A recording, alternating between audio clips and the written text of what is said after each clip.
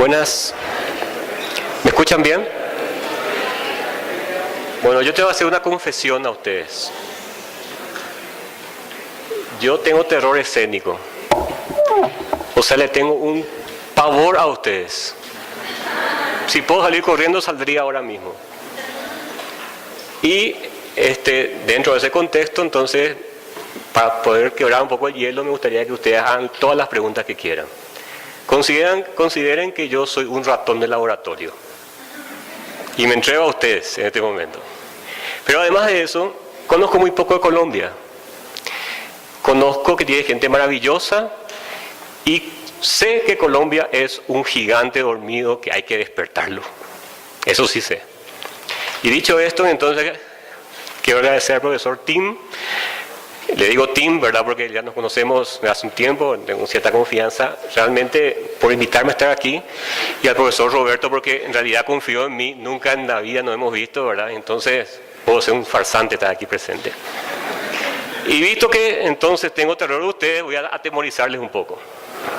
Esto soy yo, y ustedes tienen que estudiarme a mí, porque lo que les voy a presentar ahora son algunas cosas que nosotros vinimos haciendo en un país que tiene muchísimas dificultades, muchísimas, ustedes ni se imaginan.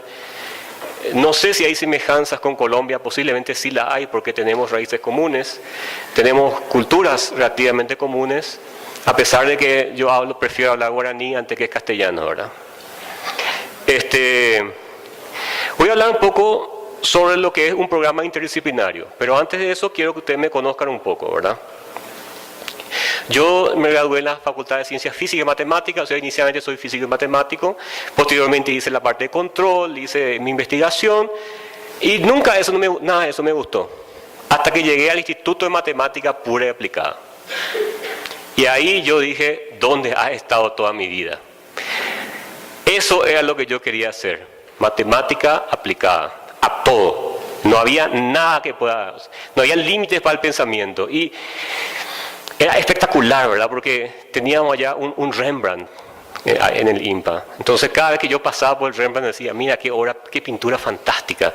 Nadie es inmune a la belleza. Estaba el libro original de Isaac Newton. Una de las copias originales, ¿verdad? Porque son varias copias. Entonces no es lo mismo leer una copia, la copia de la copia traducida por alguien que leer el original. Ahí me di cuenta que para poder hacer algo tenemos que irnos a la fuente misma de lo que queremos hacer. También en su momento me quise ir a Estados Unidos, ¿verdad? Y me acuerdo que me hicieron una entrevista para la beca Fulbright y yo les dije, ¿a dónde se quiere ir? A Stanford, por supuesto, le dije. Y me dice, ¿y si no se va a Stanford? Y bueno, entonces no tiene gracia. Pero, ¿qué va a hacer si no se va a Stanford? Bueno, voy a buscar otro lugar mejor que eso. Y ahí mejor. Bueno, veamos. ¿Por qué no? ¿Por qué no? ¿Por qué colocarnos límites al pensamiento? Posteriormente, después de estar mucho tiempo siendo vagabundo, tenía el cabello largo así. En realidad así, porque mi cabello se paraba, no se baja. Y después de estar, entonces decidí volver a Paraguay y asumí el cargo de presidente de la Sociedad Matemática y otras cosas más. Hice toda mi investigación y hoy en día publico como investigador, pero no voy a hablar sobre eso. Voy a hablar sobre lo que yo tuve un accidente en la vida, ¿verdad? Y les voy a contar el accidente, cuál fue en su momento. Y actualmente soy el consejero de este fondo que está aquí, entonces voy a hablar sobre eso. Y sobre las cuestiones que hacemos en la Sociedad Matemática y con otras organizaciones sociales.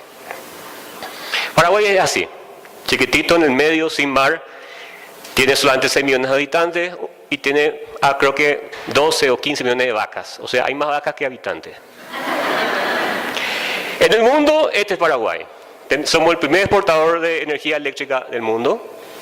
Somos el primer exportador mundial de azúcar, el primero de otras cosas, el cuarto exportador mundial de soja, tenemos la tercera flota más grande del mundo, Barcaza, luego Estados Unidos y China, etcétera, etcétera, etcétera, etcétera. Somos hermosos, somos. Y eso es lo que siempre nos cuentan a nosotros, ¿verdad? Y es cierto, todo eso es cierto. O sea, en realidad no es mentira esto. O sea, tenemos algunas virtudes, pero pagamos muy caro por esas virtudes. Pagamos demasiado caro por estar en esos lugares. También tenemos 1.700.000 estudiantes, es lo que dicen algunas creo que no hay una encuesta oficial de cuántos estudiantes tenemos. Imagínense, ya comienzan los líos, ¿verdad? Porque el colega del Banco Mundial decía que no había datos, y no hay. Entonces, todo es estimativa de nuestras cabezas, ¿verdad? Tenemos aproximadamente egresados. Dice acá que hay 10.800 instituciones. El ministro me comentó que había 7.500 instituciones nomás. Entonces, hay otras cuantas fantasmas, ¿verdad? De las 7.500 instituciones, 2.500 están en muy pésimo estado.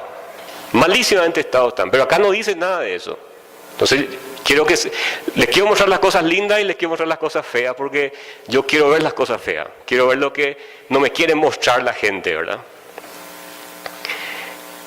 Hemos hecho una inversión en los sucesivos gobiernos en la educación. Hemos incrementado constantemente el dinero que invertimos en educación. Hemos reducido el analfabetismo. En realidad, Paraguay era un país que hace más o menos 150 años tenía analfabetismo cero. Pero tuvimos muy malas decisiones y muchos problemas con todos nuestros vecinos, muchos de ellos causados por nosotros mismos. Y entonces, hoy en día tenemos un analfabetismo muy creciente, una pobreza muy creciente dentro del país, y tenemos que disminuir la pobreza, disminuir la desigualdad. Tenemos muchas tribus indígenas que debemos incorporarlas. Tenemos discusiones con respecto a eso y tenemos universidades en ranking bajísimos. Cualquier semejanza con ustedes, pues, es mera coincidencia. La repitencia también hemos bajado la retención. O sea, ahora no se tiene una alta retención en la escuela, simplemente porque hay una ley que dice que el alumno no se puede aplazar. Entonces, si el alumno no puede reprobar, tiene que pasar de grado, y si pasa de grado no hay repitencia. Es muy fácil, ¿verdad? Pero la calidad de la educación es el punto crucial, ¿verdad? Entonces, ¿cuál es el estado real de todo lo maravilloso que les vine contando? ¿Cuál es el estado real? Y voy a mostrar algo que es matemática y ciencia, pero eso se traduce también al castellano y a otras habilidades que tenemos, ¿verdad? Esto es un poco las pruebas que se hacen cada 3 años, se llama CERS y TERCEL. No voy a mostrar todas las pruebas porque son larguísimas, ¿verdad? O sea, quiero centrarme en los puntos que son cruciales, ¿verdad? Y acá la cuestión más importante es que existe un promedio de países, que la línea está en rojo. No olvidé mi puntero, entonces vamos a tener que usar la imaginación. Y Paraguay está al lado de Panamá y al lado de Perú, ¿verdad? Entonces ustedes pueden ver que somos, justamente con Costa Rica, los únicos 2 países que hemos empeorado nuestra situación. No lo digo con tremenda vergüenza, entre paréntesis. No estoy diciendo con orgullo, pero eso es una realidad, porque en el Paraguay todo el mundo muestra las cosas hermosas que somos y todo lo precioso que llegamos a ser, pero nunca nos muestran las cosas malas. Y entonces, si uno le pregunta a un chico, a cualquier adolescente, a cualquier universitario, ¿cómo es la universidad? Perfecta, la mejor del mundo, te va a decir. Mi profesora es la más linda, y mi colegio es el mejor, y mi escuela es la mejor. Y la escuela se está cayendo y la universidad es mala. Pero esa es la percepción que tenemos nosotros mismos. Entonces, estas evaluaciones sirvieron para sacarnos de la realidad en cuál la percepción. Una cosa es cómo nosotros nos vemos a nosotros mismos, y otra cosa es lo que somos realmente o cómo nos ven las otras personas. Entonces, lo que nos mostró esto es que nosotros hicimos un mayor esfuerzo, pusimos más cantidad de dinero en el sistema, pero empeoramos el sistema. Claro que eso no significa que tenemos que cortar el dinero. Significa que tenemos que colocar bien el dinero. En la región, bueno, solo para que vean un poco, Colombia está ahí, Colombia mejoró, estaba en la media y subió un poquito, ¿verdad? En el promedio, en la comparación de resultados, acá estoy comparando solamente la región. No estoy comparando ni el mundo, ni Corea, ni Europa. Ahí vemos que el promedio subió en realidad. Nosotros ya sabemos que caímos, ¿verdad? Otros países, ¿verdad? Ustedes se pueden encontrar a sí mismos, ¿verdad? Van a ver que subieron un poquito, pero en el promedio también cayeron un poco más, ¿verdad? Entonces, en realidad es lo que ocurrió, que el promedio subió. Eso es a nivel de colegios, ¿verdad? De escuelas. ¿Cómo estamos a nivel de carreras científicas en la universidad? Esto es todavía más grave. En el año 2005 teníamos 6.200 títulos de grado, los cuales para ciencias naturales eran 500, aproximadamente ingeniería 278, y así sucesivamente. Esa es la estructura que tenemos, más o menos. Entonces, ven ustedes que para ciencias sociales teníamos más. Pero para poder mantener el crecimiento del Paraguay necesitamos 2.000 ingenieros por año y solo generamos 300 por año. O sea, realmente no vamos a conseguir mantener el crecimiento. Entonces tenemos que traer ingenieros de otros países. Y al traer ingenieros de otros países, la sociedad paraguaya nos dice, miren señores, ustedes están sacando el trabajo de los paraguayos para darle a otra gente, ¿verdad? Pero ¿cuál es lo peor del caso? Lo peor del caso es que tenemos una notoria diferencia entre los estudiantes privados, los colegios privados y públicos. O sea, si uno se va a un colegio privado, tiene capacidad de irse realmente a la universidad. Si uno se va a un colegio público, posiblemente va a ser empleado de alguien o va a ser un esclavo de lujo, pero va a seguir siendo esclavo. Entonces estamos reproduciendo el sistema malo y estamos en realidad vendiendo, vamos a ver un poco así, gato por liebre. Existen dificultades económicas mucho más gravadas en las instituciones, digamos, a las personas que deben seguir la universidad. Tenemos desaliento, autodiscriminación. La gente dice, no, ¿para qué voy a seguir ya esta universidad si ya de todo modo no voy a poder mejorar mi condición de vida? Entonces tenemos poco interés en las carreras científicas y tecnológicas y tenemos un deterioro a nivel de las carreras científicas y tecnológicas. Eso también genera, además de eso, una falta de perspectiva y de recursos para la persona que va a estudiar la universidad. Desaliento, autoestima. En el caso de los maestros no ni hablar. Tenemos un problema con los maestros porque le hemos sacado a los maestros el respeto que se tenía por los maestros. Estaba contando que en algunos colegios se implementaron los sistemas en el cual el profesor no puede reprobar al alumno y no puede reprender al alumno. Porque en el caso que ocurran las dos cosas, el papá o la mamá vendrá al colegio y le podrá hacer una demanda al maestro.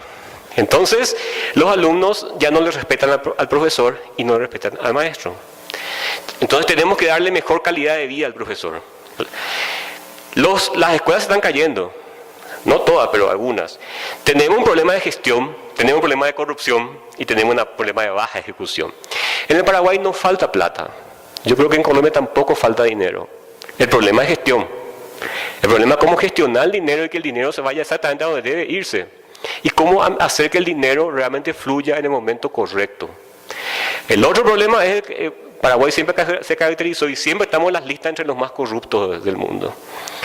Entonces los sucesivos gobiernos dijeron que la mejor manera de evitar la corrupción es simplemente no hacer nada. Como no hacemos nada, no se gasta el dinero para nada, entonces no hay corrupción cero.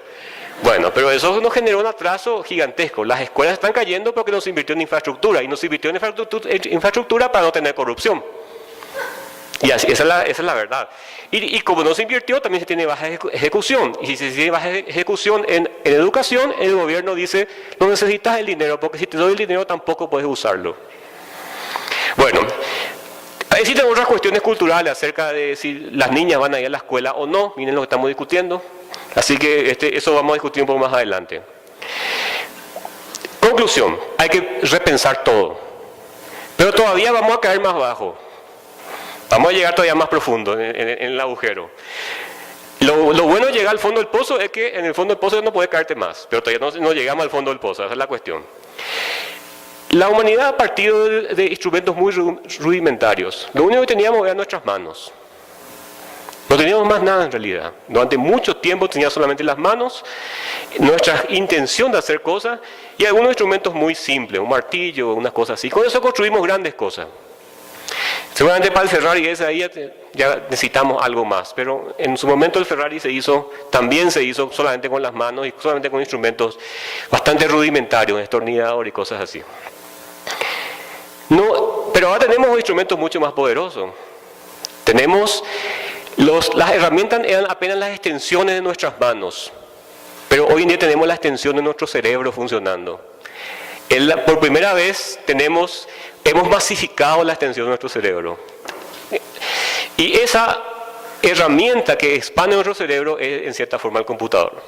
El computador nos ayuda a hacer cosas que nuestro cerebro tendría que hacer y nos permite hacer cosas hace cosas por nosotros para que nosotros podamos pensar en las cosas que son realmente importantes. Todos tienen un computador acá, estoy seguro. Algunos deben tener un celular, al menos un celular. Levanten la mano quien no tiene un celular aquí. Todos tienen un computador en este momento. Entonces la cuestión es cómo usamos todo ese tipo de cosas. La parte que a mí me parece más importante que el computador es matemática. Todos tienen matemática en su bolsillo en este momento. Él funciona en forma matemática, procesa, piensa en forma matemática, es matemática. Fue creado para eso. La cuestión fundamental es cómo usamos todas esas cosas. Y aquí viene la primera curiosidad, que es una opinión mía, ¿verdad? No sé si ustedes van a coincidir conmigo. Todos los niños del día que nacen son matemáticos. Y es una cuestión mía, ¿verdad? Y digo, ¿por qué? Porque todos los bebés saben hacer dos cosas. Sobre todo cuando empiezan a desplazarse, ¿verdad? Cuando son muy chiquititos todavía no, ¿verdad? Bueno, sí, saben reconocer padrones. ¿Por qué? Porque de alguna forma pueden reconocer la voz de la mamá y la cara de la mamá. Pero además saben hacer otras cosas más, saben medir distancias. Y además tienen el concepto de la estructura espacial. Estos dos conceptos, les digo, estas dos últimas son la base de la matemática. Entonces, con dos conceptos se construye la matemática, tal vez falta un tercero, pero entonces los bebés son matemáticos. Tienen una matemática rudimentaria, pero lo son. Pero hay cosas que perdimos en el camino, y en el Paraguay perdimos más cosas, ¿verdad? A ver, ¿cómo es tu nombre? Ajá. Fíjense lo que viene hecho. Mira, resolvió una ecuación diferencial de dos cosas. Es verdad. Que se denomina Two Point Boundary Value Problems. Que hay físico ingeniero para avisar lo que le haciendo. Calculó autovectores de una solución en una fracción de segundo. Entonces, su propia mente hizo todo eso, lo que está incorporado dentro de su propio hardware.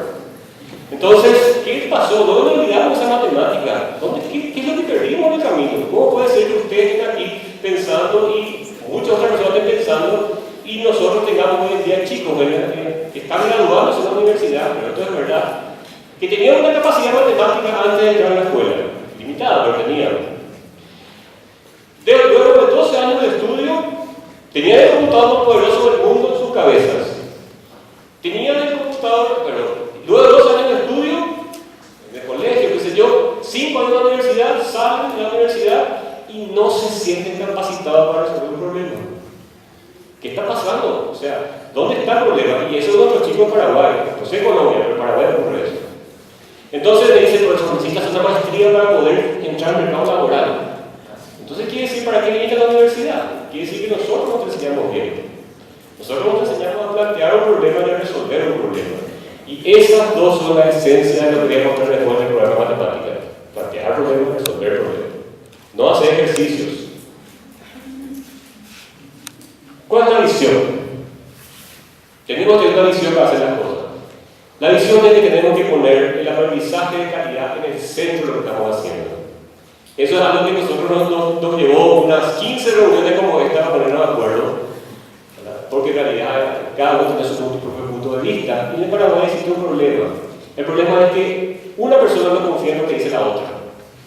Entonces es imposible eso que ocurrió aquí con la fundación, en el cual varias universidades se juntan para hacer una fundación. Eso en Paraguay no lo hemos conseguido todavía. Es más, cada departamento trabaja en forma desconfiada del otro departamento en mi propia universidad. ¿Quién sabe eso porque estuvo allá? Vio ese proceso. Tenemos que fortalecer desde el punto de vista del aprendizaje la educación superior. Si la educación superior está mal, el sistema está mal. Tenemos que asegurar la calidad de la educación. Tenemos que fortalecer institucionalmente para que ese problema de corrupción no exista. Voy a contar una anécdota. El año pasado estuve en sabático, entonces estuve viajando bastante ya, y durante mi visita recibo un email que dice: profesor, usted no quiere ser rector, me dice. ¿Cómo es el rector? ¿Cómo voy a ser yo rector? Profesor, acá renunciar el rector, todos los decanos, todos los directores de la universidad trascendan. Y en consecuencia no se pueden pagar los salarios ni las becas y nadie va a poder tener clases. ¿Y qué pasó? Pues descubrieron que había un proceso de corrupción dentro de la universidad. La juventud universitaria se levantó, tomó el rectorado, tomó todos los decanatos y le echó a todos los rectores, al rector de todos los decanos. Y hoy en día estamos discutiendo este tipo de aprendizaje de calidad en la universidad porque los estudiantes hicieron eso. No porque los profesores lo hicimos. Yo quiero pensar y me quiero engañar a mí mismo que yo le enseñé a ese estudiante que hizo eso, ¿verdad? Pero en realidad él lo hizo. Lo hice yo. Él resolvió el problema que teníamos de 50 o 60 años en la universidad, que era el problema de corrupción en la universidad. Posiblemente va a continuar, pero dimos un señal demasiado importante. Lo mismo ha ocurrido con los los adolescentes. Los adolescentes un buen día dijeron en Paraguay, queremos una educación de calidad.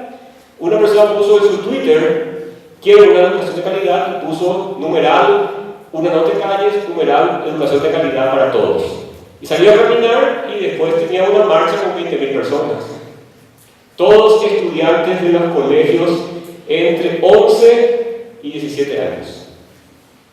No hay ministro que consiga aguantar eso. No hay diputado ni senador que consiga aguantar esto, ni el presidente de la República.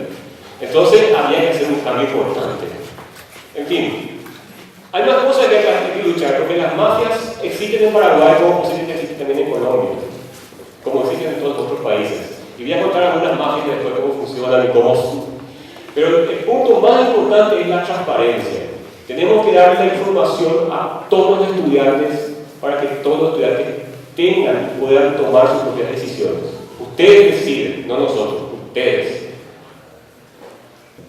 Y los chicos del colegio dijeron, nosotros queremos crear algo diferente. Y entonces alguien dijo, ¿por qué no creamos un fondo fiduciario del Estado paraguayo para la educación paraguaya? O sea, un fondo del propio Estado para sí mismo. Así me dieron bastante cabellada, ¿verdad? Pero entonces creó el numeral @Paraguay, @PI, que eran unos chicos realmente, hoy día tienen ya como 3 años más viejos, ¿no? Y ellos decidieron lanzar esa propuesta y la llevaron al Parlamento y juntaron a los diputados, los senadores y le llevaron al presidente de la República y tuvieron que aprobar. O sea, así de simple, ¿verdad? Por eso yo le estoy diciendo ahora, cuando Tim les dijo, acá está el nuevo ministro, le estaba diciendo en serio en realidad a ustedes. Ustedes van a ser los nuevos ministros de educación y los nuevos ministros de conciencia, etc. No es nosotros, es a ustedes. Y estos chicos van a ser los futuros. No nosotros, ni yo, ni otra gente, ¿verdad? Claro que tenemos que retocar un poco la ley, ¿verdad? Tampoco tenemos que dejar a los chicos tan sueltitos así, ¿verdad? Nos ayudamos a crear un poco la ley, ¿verdad? Entonces, ese fue mi trabajo, digamos, ¿verdad? Ayudar a leer la ley, porque el problema era que en el castellano las comas y los puntos son importantes. Entonces, cuando se redactó la ley, había comas en lugares equivocados que hacían que el dinero fluya de forma diferente. Entonces, había que leer muy bien eso. Ese fue mi trabajo, ¿verdad? Vos y de otra gente más, ¿verdad? No son míos. Bueno, en el fondo así funciona. El propio ministro de Hacienda es el presidente del fondo y ahí estamos todos los miembros, estamos ahí. Se llama carga social, o sea, tenemos que trabajar gratis para este fondo, ¿verdad? Y lo que nosotros hacemos básicamente es lo siguiente. Acá está el nivel de la cuestión. Tenemos que decir, el 240 millones de dólares por año se reciben, de los cuales el 25% va a las municipalidades para educación. No podemos usar los barrios. Y ese es el principal problema, porque es una tajada importante de dinero que va exclusivamente para gobernadores, políticos, senadores, diputados y concejales y mayor, intendentes. ¿Qué es lo que estamos pagando realmente por hacer eso? Estamos pagando para que la clase política paraguaya aprenda a invertir en educación. Pero entonces es un despelote, porque cada uno hace lo que quiere. Disculpen la expresión, ¿verdad? ¿Qué es lo que hicimos entonces para luchar? Porque, voy a dar una anécdota. Uno de los intendentes dijo, a mí me gusta la educación, pero yo prefiero que se pinte este cementerio con una pintura más cara. ¿Para qué sirve el cementerio? Él tiene dinero para pintar el cementerio, pero él prefirió, en vez de arreglar la escuela y comprar libros para los colegios, la escuela pintar un cementerio con una pintura carísima. Entonces, lo que nosotros hicimos fue, está muy bien señor, usted tomó la decisión. Ahora nosotros vamos a poner esto en la página web y dejemos que el pueblo decida. Vos, Populi Supremo Lex, transparencia absoluta. Y lo que ocurrió fue que este intendente está fuera. Y es una señal muy clara, ¿verdad? Para todos los intendentes. Mira, tengan cuidado, tomen las decisiones, pero no tomen cualquier decisión. Las otras partes son para salud, que es importante para las cosas, y el 30% va para el fondo. ¿Qué es lo que hace? Es 2% de eso va para la evaluación de la educación. Tenemos que evaluar la educación en todas formas, porque en realidad, ¿cómo se evalúa? Es tan discrepante eso, ¿verdad? No sabemos cómo evaluar. Yo no sé cómo evaluar, sinceramente. Entonces, tenemos que evaluar de todas las formas posibles para que sepamos en qué estado estamos. Sobre todo en las universidades, porque resulta ser que hay muchas universidades de garage. Hay universidades tercerizadas, que dan el nombre tercerizado. Entonces, eso era un problema. Bueno, en fin, voy a contar un poco de esto, ¿verdad? No voy a entrar en tanto detalle, ¿verdad? Pero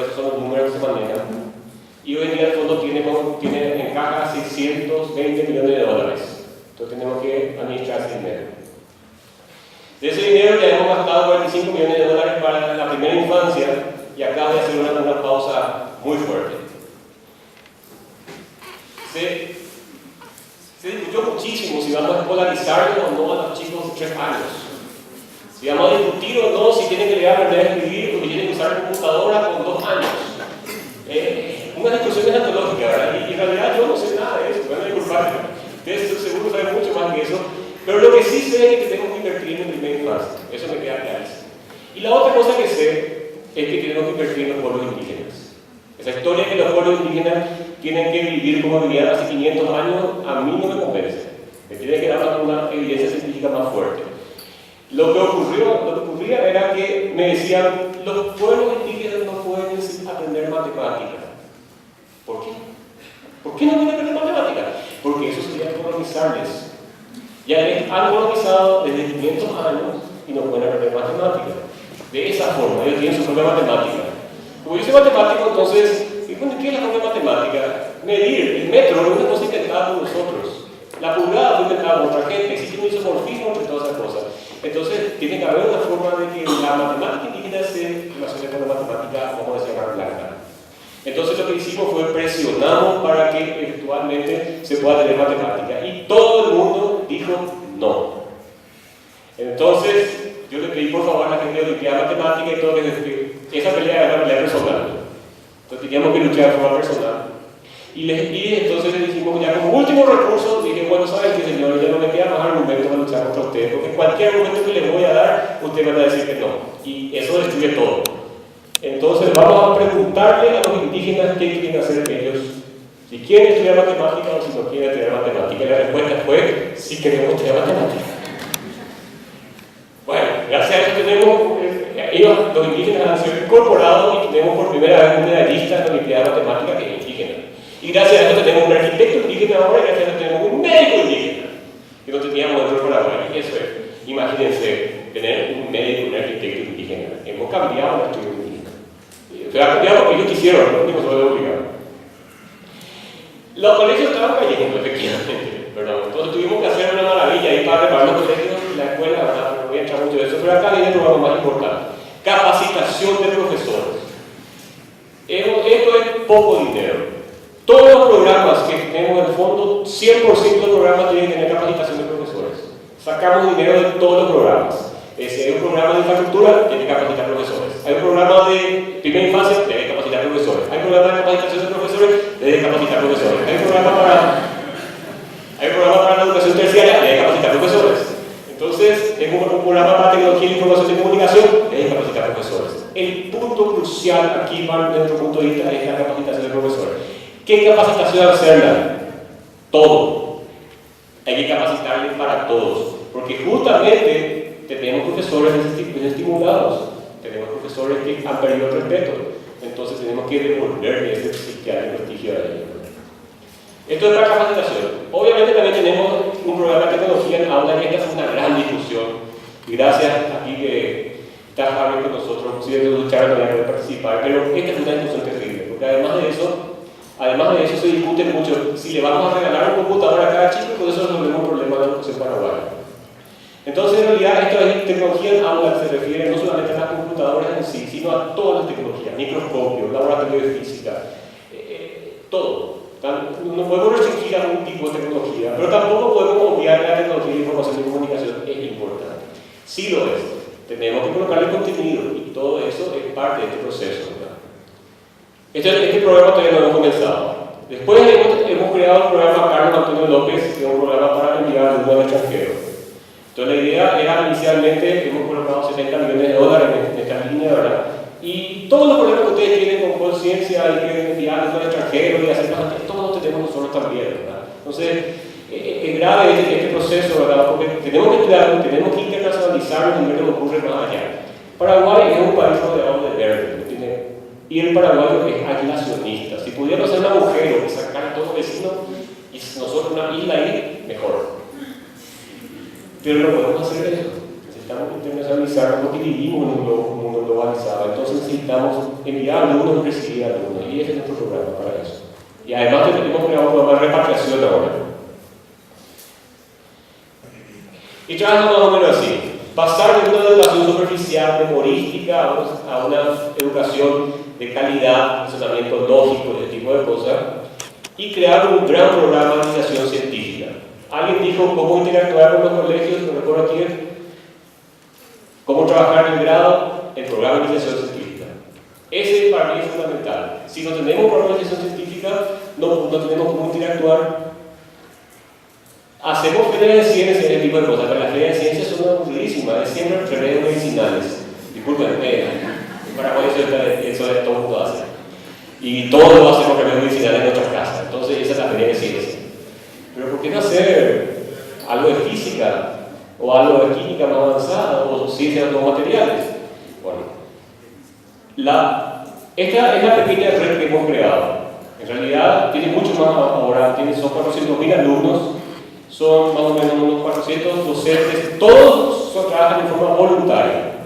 Y estos se nuclean, hemos creado centros de innovación científica en diferentes partes, se nuclean a través de una organización que se llama Organización Multidisciplinar de Apoyo a Profesores y Alumnos, que además de eso organiza las Olimpiadas de Matemáticas. Además, ese es el punto crucial. Y voy a explicar cómo funciona la Olimpiada de Matemáticas porque esto es una cosa que a mí me gusta mucho contar.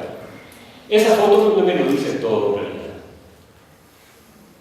A mí me gusta ver a los chicos contentos, y me gusta que ganen, y me gusta que compitan, porque la vida es una competencia. No podemos nosotros, antes decíamos, vamos a hacerle pasar a todos los alumnos, porque vamos, pobrecito, tiene que aprender alguna cosa, pobrecito, de vuelta, o sea, pobre vos otra vez. No sé si eso se dice en Colombia, pero en Paraguay se dice mucho, ¿verdad? Entonces, por lástima vamos a hacer que los alumnos pasen la materia. Por lástima vamos a hacer que todos seamos iguales. No, somos todos iguales pero por otro motivo. Somos todos iguales pero en realidad no somos todos iguales. Tenemos que hacer cosas y ahora es el momento. Y para eso hemos creado todo el programa de la Olimpiada de Matemáticas que funciona hoy en día en 400.000, esto es, ya en 8 etapas. Se va filtrando los alumnos en diferentes etapas y lo que hacemos es usamos la Olimpiada como un caballo de Troya. Nosotros necesitamos llegar del profesor. El profesor tiene que confiar en nosotros. Si el profesor no confía en nosotros y no confía porque tiene perdido el respeto, entonces cuando llegamos a un colegio le decimos, profesor, queremos trabajar contigo. ¿Para qué? Ya me han dejado de lado. Hay profesores que lloran. Entonces nosotros necesitamos trabajar con el profesor. Y para eso necesitamos darle todo el apoyo que necesita para sentirse seguro. Necesitamos además hacer que los alumnos sientan que están participando en algo importante. Entonces lo que hicimos fue, creamos además toda la información adecuada al profesor. Entonces el profesor recibe 2 libros, un libro para trabajar con el alumno y un libro para él mismo. Entonces se tocan tópicos importantes. Por ejemplo, imagínense usted el primer colombiano en Marte, que va a ocurrir aquí a más o menos 20 años, ¿verdad? 30 años. Y el colombiano que viene a Marte le gusta tomar café, colombiano, claro. Entonces, pero él no puede llevar café así en un saco de café, entonces va a llevar bolsitas de café. Él viaja a Marte y él toma 3 bolsitas de café por día y viaja a Marte en unas 45 días. ¿Cuántas bolsitas necesita para llegar a Marte? No puede usar la multiplicación. No puede usar. Entonces, la cuestión es, ¿cómo hacemos para resolver este problema en clase? Nos gastamos 1 hora de clase para ver las 1001 formas de resolver sin usar multiplicación. Entonces, si un alumno le da solución, me tiene que dar 2 soluciones, 3 soluciones. Tiene que competir entre ellos para ver cómo soluciona este problema. Porque en realidad el problema es que el colombiano vaya a Marte. Solo se va si puede llevar su café. Entonces, para mí eso es la cosa importante, ¿verdad? Porque pusimos 2 ideas importantes en la cabeza. Primero, que el colombiano se vaya a Marte. Colombia tiene un hombre en Marte. Un hombre y una mujer. Disculpe. Pero además de eso estamos viendo matemática, es cómo resolver un problema que es clave. Y eso a un chico de 6 años, 7 años, ¿verdad? Entonces, ese tipo de ejercicio es importante hacerlo en clase. Y ese tipo de ejercicio es lo que enseñamos con estos libros. Bueno, en Paraguay en el año 2001 éramos de 83 países. O sea, en Olimpiada Matemática éramos el último. Y ustedes no se imaginan qué dolor me siente aquí en el costado. Un dolor cuando uno ve la lista de países y ve que el país es el último del mundo. Sobre todo, ¿sabes lo que más duele? Lo que más duele es decir que vos le preparaste a esos chicos, trabajaste con esos chicos, te mataste con esos chicos, y esos chicos son los mejores del país y están en el último lugar del mundo. Entonces, ahí nosotros dijimos, bueno chicos, acá tenemos que hacer algo, hay que cambiar de vuelta. Por eso me gusta Increíble Hulk, ataca, no está perdiendo tiempo, ¿verdad? Es verde, va a atacar al ataque. Hoy en día estamos en el 2006, creo que esta gráfica es como nuestra cultura. Estamos en el medio más o menos de la tabla mundial, ¿verdad? Y nos estamos manteniendo ahí, y ya nos estamos mal acostumbrando. Ahora, porque cada vez que vamos a la Olimpiada tenemos que ganar medalla de bronce o de plata. Y eso no es mala costumbre, porque no siempre se consiguen las medallas. Pero el equipo para nosotros está mal acostumbrado, ¿verdad? Pero ¿por qué se consiguió esto? Porque una forma de conseguir esto es conseguir 4 ratones de laboratorio, le entrenás ahí, le lavas el cerebro, le pones shampoo y le envías a la Olimpiada. Esa no es la forma. No es eso lo que queremos hacer. Lo que nosotros queremos hacer es usar la Olimpiada de Matemática como un caballo de Troya para mejorar todo el sistema académico paraguayo. Las Olimpiadas Matemáticas son un instrumento, no es un fin. La Olimpiada Paraguaya, ¿verdad? La Olimpiada tiene que darnos el concepto de nación. Es decir, el más pobre Paraguay que llega a la instancia de la Olimpiada tiene que estar con el más rico en la misma sala compitiendo y después hacer los juegos juntos. Porque eso lo que hace es dar el concepto de que somos iguales en un país tan diferente. Otra cosa que hicimos es que en todas las rondas de Olimpiada el examen ocurre en la misma hora que en todo el Paraguay. No importa en qué parte del Paraguay te encuentres. Te puedes encontrar en lugar más alejado del Paraguay que no llega nadie. Y lo digo en serio. El examen de Olimpiada se va a ciertas ciudades del Paraguay. Se tiene que ir de la siguiente forma. Se va en camión, en ómnibus, hasta un punto. Ahí un profesor le entrega al otro profesor de estudios sociales, que le entrega a un lechero que toma un barco y con el barco se va, le entrega a un indígena y lleva a traer una canoa a esa ciudad y él tiene que tomar el examen la misma hora que eso toma el examen en el colegio más rico del Paraguay. Para el colegio más rico del Paraguay, la gente de Asunción eso no hace mucha diferencia. Pero para ese chico que está allá, es importante, porque quiere decir que es tan importante cuanto es la universidad más importante que tenemos en nuestro país. Bueno. Eso nos da a nosotros el concepto de inclusión de país. Somos un país a través de la Olimpiada de Matemática. Hemos incluido a los pueblos indígenas dentro de la Olimpiada de Matemática. Hoy en día es la Olimpiada de Matemática del Paraguay, incluyendo 11 parcialidades indígenas, 11 naciones indígenas. Entonces, en realidad somos una Olimpiada internacional dentro del país, ¿verdad? Y además hemos incorporado la Olimpiada de Presidiarios. Porque nadie cree que los presidiarios no son presidiarios porque creen, porque ellos quieren. A veces la vida les llevó a hacer eso. Y eso me lleva mucho a pensar el tema que usted tiene de la paz en Colombia. Si nosotros conseguimos con los presidiarios, algunos son muy bien violentos, les cuento, ustedes pueden también. Esta Olimpiada, como les digo yo, nosotros consideramos esto como una base fundamental en nuestro futuro desarrollo científico. Además tenemos la escuela de matemática. La escuela de matemática es algo parecido a esto, pero tiene un objetivo diferente. El objetivo es que todos los alumnos maestría y doctorado y todos los profesores doctorales deben interactuar con los alumnos de todos los niveles. Es decir, en este momento, si esto fuese de nuestra escuela, acá habría en este momento chicos de los colegios sentados acá enfrente. Chicos de escuela con ustedes conversando. Y ellos decidirían con ustedes todo tipo de saber lo que están haciendo. Porque no puede ser que ustedes decidan solos, según nuestra filosofía de vida.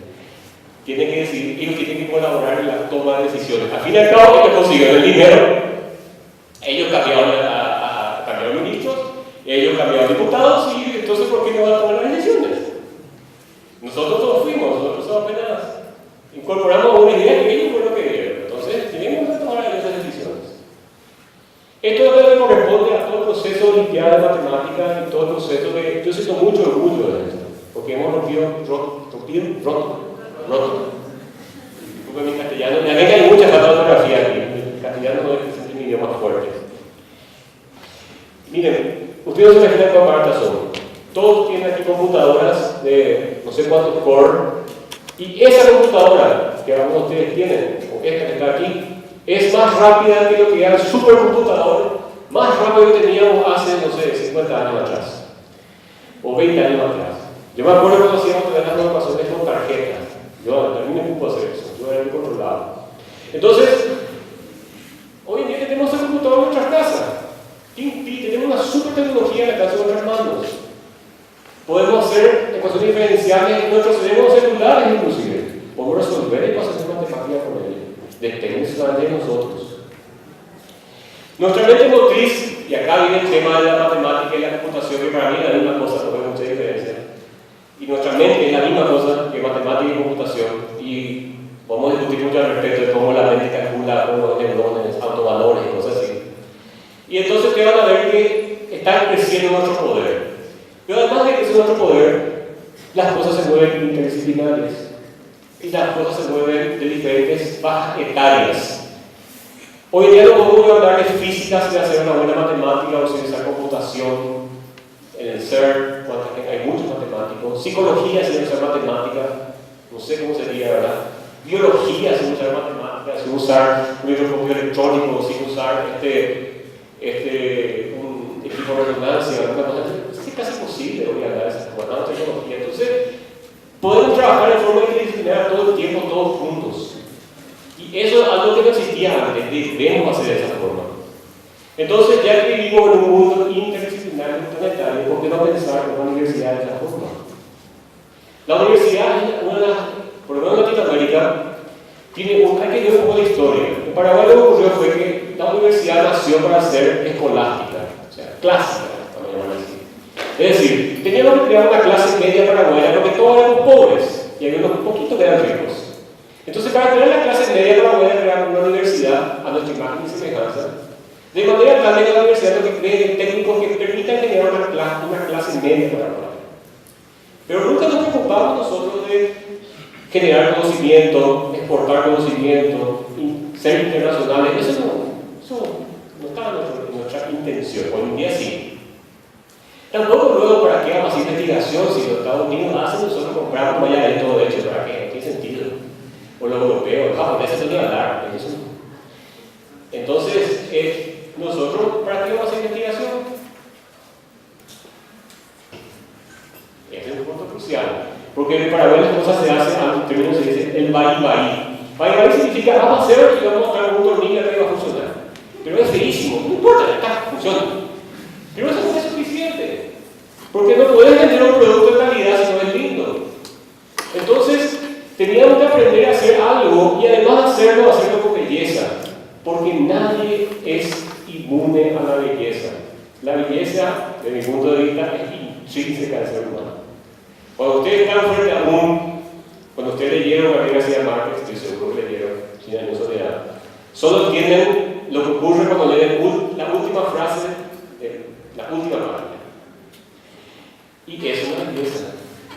Yo estoy seguro que ustedes no van a discutir conmigo de que leer eso es un placer. Un Rembrandt es una belleza, un Picasso es una belleza. Ustedes pueden ver eso y no necesitan entender otra cosa. Tienen que sentirlo acá, ahí. Entonces, es importante hacerlo con belleza. Por eso me da todo un ticario cuando nosotros discutimos si vamos a eliminar las ciencias sociales y las artes del programa particular, por ejemplo. Porque es imposible hacer una cosa de esa, ¿verdad? Pero hay que estar discutiendo. El nuevo programa tiene que tener libertad de pensamiento. Nuestro país es un país que vivió mucho tiempo en dictadura y no había libertad de pensamiento. La libertad de pensamiento nos ayuda a que el chico, desde el colegio, en la Olimpiada Matemática, por eso forzamos eso, le prohíbo que resuelva usando multiplicación. Porque eso es la parte fácil. Ahí resuelvo usando multiplicación y me voy a jugar partido, ¿verdad? Me voy a jugar fútbol. Como a mí no me gusta el fútbol, entonces yo les digo, no puedo usar multiplicación, tienen que seguir trabajando. Pero además de eso, tiene que tener la libertad para poder ver otras formas de resolver un problema. La resolución del problema no es importante, no que el tipo o el alumno, sepa multiplicar un número. Él va a aprender eso, pero hay que motivarle a que lo haga. Debe ser crítico, él debe ser capaz de criticar buscar su trabajo, porque ese es un problema que tenemos en Paraguay. Hago yo un trabajo y digo, qué hermoso mi trabajo, esta presentación no es la más hermosa del mundo, qué lindo que soy. Pero resulta ser que no soy así. Hay muchos errores. Entonces, si sigo pensando que todo es perfecto y lo que yo hago no es lindo, entonces nunca voy a ser crítico y nunca voy a poder mejorar. Yo creo que es necesaria la crítica, saber que estamos, pero no para autoflagelarnos nosotros mismos, sino para poder realmente mejorar. Tenemos que ser descubridores e inventores. Y además de eso, y yo creo que esa es la parte importante, decidir su propio destino. Ustedes van a ser los ministros. Y si ustedes no saben decidir el destino de ustedes, ¿qué van a decidir el destino de un país? Entonces, es importante que las nuevas generaciones sepan decidir su destino. Y además de eso, tienen que ser críticos, descubridores, etc. ¿Por qué? Porque yo no sé qué problema va a tener cuando mi hijo crezca. Yo no sé mi hijo contra qué se va a enfrentar. Posiblemente con el agujero de ozono, o con la carga de la tierra, o con el petróleo, o qué sé yo. Pero si él sabe decidir su destino y él sabe plantear unos problemas, yo ya estoy tranquilo. Ya sé que va a sobrevivir como especie. Entonces nosotros tenemos que enseñar eso. Ustedes deben decidir su destino, señores. Hay varios principios fundamentales que transmitir a los niños y desde mi punto de vista. Primero, que aprender es más importante que enseñar. Esto me enseñó realmente un colega brasileño. Como le decía, no sabemos cuál es el problema que el chico tendrá en el futuro, ni qué herramienta va a necesitar para resolverlo. Entonces nosotros tenemos que él tiene que aprender solo. Tenemos que enseñarle que él aprenda. La otra cosa que hacemos mucho en Paraguay, aquí como está en Colombia, es no colocar el vino nuevo en botellas viejas. Es muy común en Paraguay, vamos a organizar algo y en realidad organizamos algo para que nada ocurra. Un gato pardijo terrible, ¿verdad? Es más, hacen un programa nuevo para en realidad no hacer nada. Entonces, claro, uno puede decir eso, ¿verdad? Pero eso es lo que ocurre en la práctica. Entonces, cuando vamos a pensar en forma interdisciplinaria, tenemos que pensar en forma interdisciplinaria. No es causa, es consecuencia. O sea, el problema te dice que es interdisciplinario. No es porque juntemos un físico, un químico, un matemático que hagan hacer algo interdisciplinario. No es así que funciona. El problema te dice qué es lo que está queriendo. El problema tiene que escuchar el problema. Escuchar a la sociedad y decir cómo quieres que te resuelva. Y él te va a contar. Y eso es trabajo interdisciplinario. Necesitamos pensar en forma variada. Es muy importante la matemática y la computación dentro de los planes curriculares. Yo diría, si el chico es matemático y el es matemático, tiene una matemática en serio desde el inicio. ¿Para qué vamos a estar esperando a la universidad para estudiar análisis? Bueno, digo eso para los matemáticos, pero podemos tener un mecanismo de análisis a los más chiquititos, ¿verdad? Porque eso es parte de su pensamiento lógico. Necesitamos aprender ciencias sociales y ciencias naturales para poder descubrir lo que existe, poder observar lo que hay en torno a nosotros mismos. Necesitamos para hacer ingeniería con todo al mismo tiempo. O sea, lo que yo quiero es una persona que sepa matemática, ciencias sociales, naturales, ingeniería y además de tenga su estudio dirigido, todo al mismo tiempo. Y eso se puede, porque al fin y al cabo es cuestión de organizar más el plan curricular de desarrollo. La otra cosa importante es que a mí me parece que tenemos que tener menos clases y más estudios, porque todo el aprendizaje se basa en un proceso de reflexión. Y estoy contando antes, cuando yo estudiaba en un colegio muy diferenciado que existía aquí en Paraguay, nosotros teníamos solamente 9 tópicos para estudiar: historia, geografía, latín, griego y matemática, qué sé yo. Mi hijo hoy tiene 22 materias que aprender dentro de un año. En realidad no son un año, son menos de un año, 9 meses. Entonces en 9 meses tiene que aprender 22 cosas, es imposible. O sea, tiene que tener inglés, italiano, portugués, guaraní, 4 cosas ya, si son las 4 idiomas en un año. Nadie aprende eso. Entonces lo estamos enseñando nosotros mismos que realmente queremos que el chico aprenda. No es darle mucho, sino darle calidad al concepto. Tenemos que construir la confianza. Y aquí hay una cuestión que a mí me parece muy importante. Estoy seguro, por las preguntas que ustedes tienen mucho miedo de irse a Estados Unidos y fracasar. A ver, ¿quién quiere irse a Estados Unidos a estudiar? Levanta la mano. ¿Y qué pasa si fracasas? O sea, que te va a ir mal. ¿Qué te va a decir la sociedad? Imagínate, te va a ir con una mano atrás y adelante, va a volver así. No va a ocurrir eso. No va a ocurrir eso. Yo conozco pocos fracasos de este tipo. Sinceramente, la probabilidad es baja. Pero esa es la idea que nosotros tenemos nosotros mismos, que vamos a fracasar. Entonces, si nosotros ya creemos que vamos a fracasar, vamos a fracasar. No hay salida, ¿verdad? Entonces, nosotros tenemos que aprender a tomar decisiones, ustedes deben aprender a tomar decisiones y tener confianza en las decisiones que toman. Mismo que se equivoquen y se van a equivocar, pero las decisiones esa es parte de la vida, ¿verdad? Nosotros hemos creado el siguiente programa, Ciencia de la Computación, que mezcla todo eso. Hacemos informática, biología en realidad, materias de nanotecnología, computación, optimización, procesamiento de imágenes, y ellos están obligados a interactuar con el colegio, con el grado y con el posgrado al mismo tiempo. Entonces, si quieren, no sé cuánto tiempo más tengo. ¿Cómo estoy de tiempo? 5 minutos. Bueno, entonces salto más rápido. Pero a mí me parece muy importante algunas cosas aquí. La primera es, estas son en realidad líneas transversales. ¿Para qué uso la nanotecnología? Pues para todo lo que se nos usa. ¿Para qué uso optimización? Inventen ustedes para usarlo. Algo van a tener que minimizar o optimizar alguna de la vida. Entonces, ¿cuáles son los obstáculos que van a encontrar? Que nosotros encontramos. Primero, los políticos. Los políticos nos influenciaron. Había políticos que llamaban diciendo, le vamos a echar de aquí. Ustedes van a tener que salir del Paraguay.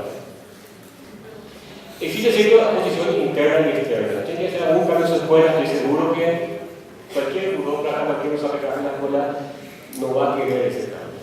Porque significa hacer un esfuerzo. Y sobre todo existe una desconfianza a que si ustedes van a escucharle el cargo, en realidad le va a sacar al director y no va a ser director ahora. Entonces, eso ocurre mucho para mí. Tengo muchas anécdotas al respecto, podemos contar. Pero que no es tanto cultural también, digamos, como, ¿por qué tenemos que ser diferentes? No hay que tener miedo a ser diferentes. Está muy bien ser diferentes. Sean, por favor, diferentes. Entonces, lo más importante es saber aprender. Debemos ser ágiles, pensar, decidir rápido, obrar en forma rápida, estar preparados al cambio y, sobre todo, a mí me parece muy importante, estar preparados para fracasar y comenzar de nuevo. Y yo en realidad conozco personas, mira, a ti lo conozco de hace más o menos, ¿cuántos años tienes? 4 o 5 años. Y en todos los proyectos que he comenzado a poner hasta ahora, casi todo he fracasado. Pero estoy seguro que va a conseguir uno que va a compensar todo el resto. Estoy absolutamente seguro de eso, ¿verdad? Y he fracasado muchas veces. Y en el fondo he fracasado muchas veces. Hemos hecho licitaciones para construir escuelas que han fracasado en licitaciones. Pero hay que aprender de los fracasos. Si nosotros no aprendemos los fracasos, si siempre tuvimos éxito, entonces el día que fracasemos puede ser muy peligroso. Entonces, esta es mi reflexión final. Les quería mostrar otras cosas más, ¿verdad? Les quería mostrar sobre topología, sobre ADN, qué sé yo, pero me parece que no tengo más tiempo.